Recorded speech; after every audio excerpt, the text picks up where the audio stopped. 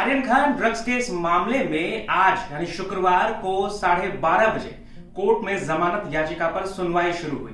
लेकिन इसी बीच आर्यन खान को एनसीबी दफ्तर से निकालकर सीधे सीधे आर्थर रोड जेल भेज दिया गया। आर्यन खान के साथ सभी 8 आरोपियों को आर्थर रोड जेल ले जाया गया है। तमाम तरह की बातें हुई, लोगों को लगा कि ये शायद आनंद फानंद में किया जा रहा है, लेकिन ये सब कुछ जो न्यायिक हिरासत की गाइडलाइंस है, जो उनकी नियमावली है, उसके आधार पर किया गया।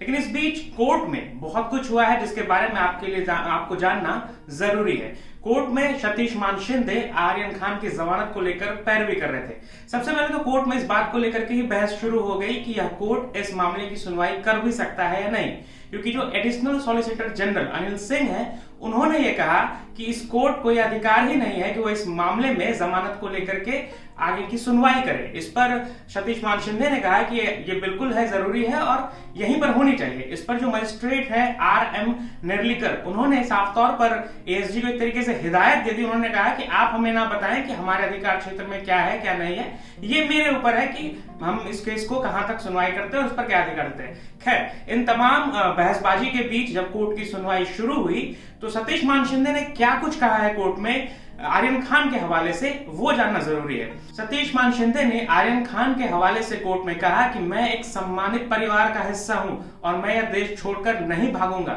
इसलिए मुझे जमानत दी जाए। अब आपको हम पॉइंट वाइज बता दें कि आखिर सतीश मान शिंदे ने आर्यन खान के हवाले से कोर्ट में क्या कुछ कहा और कैसे ये बात आगे बढ़ी।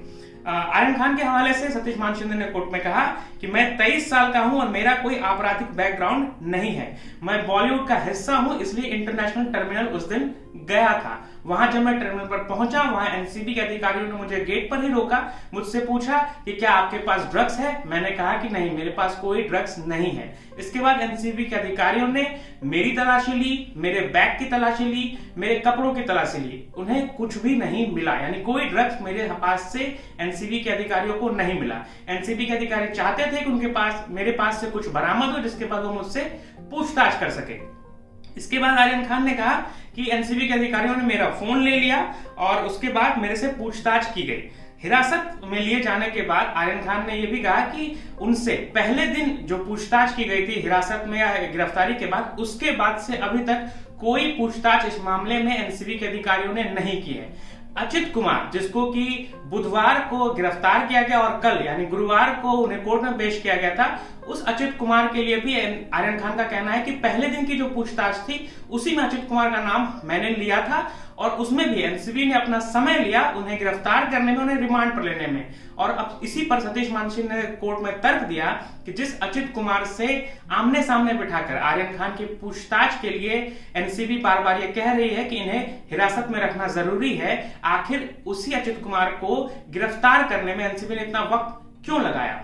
एक और चीज यहां सतीश मान शिंदे ने कही जो बहुत ही महत्वपूर्ण है, वो उन्होंने कहा कि सुप्रीम कोर्ट ने अपने एक फैसले में, वहां जस्टिस कृष्णा अय्यर की अदालत ने अपने एक फैसले में ये बात कही थी कि किसी भी आरोपी को किसी दूसरे आरोपी के साथ आमने सामने बिठाकर पूछताछ करने के लिए या कन्फ्रंट करवाने के लिए उस आरोपी का हिरासत में होना जरूरी नहीं है। सतीश मान शिंदे ने सुप्रीम कोर्ट के इस फैसले का जिक्र किया, जस्टिस कृष्णा अय्यर के, और तर्क दिया कि उसको और इस कृष्णा अय्यर के इस फैसले को कई कोर्ट केसेस में इस्तेमाल किया गया है और इसलिए आर्यन खान को हिरासत में रखना, चाहे वो न्यायिक हिरासत ही क्यों ना हो, उसमें जरूरी नहीं है।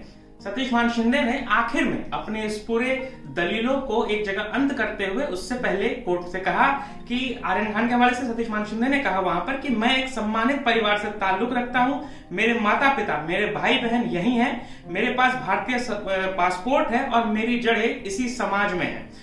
मेरा कोई आपराधिक बैकग्राउंड नहीं है और मैं यह देश छोड़कर नहीं जा सकता। साथ ही साथ चाहे वो सबूतों के साथ छेड़छाड़ का मामला हो या फिर आरोपियों के साथ किसी तरह की छेड़छाड़ की बात हो, इसका तो सवाल ही नहीं उठता। तो ये सारी दलीलें और ये सारे तर्क सतीश मान शिंदे ने आज कोर्ट में दिए हैं आर्यन खान की जमानत को लेकर। हालांकि अभी जमानत पर फैसला आना बाकी है, क्योंकि आर्यन खान के साथ ही अरबाज मर्चेंट और मुनमुन धमेचा की जमानत की याचिका भी दर्ज है और उनके वकीलों की तरफ से भी अभी जिरह की जाएगी और इस जिरह के बाद कोर्ट का क्या फैसला आता है ये हमें आगे देखना होगा। और इन सब के बीच आर्यन खान का ठिकाना अब आर्थर रोड जेल हो गया है। तो देखना ही होगा कि कोर्ट के फैसले के बाद आर्यन खान इसी जेल में रहते हैं, उनकी अगली 14 रातें जो है इसी जेल में कटते हैं, या फिर वह आज अपनी मां गौरी खान के बर्थडे के दिन वापस अपने घर मन्नत लौटते हैं।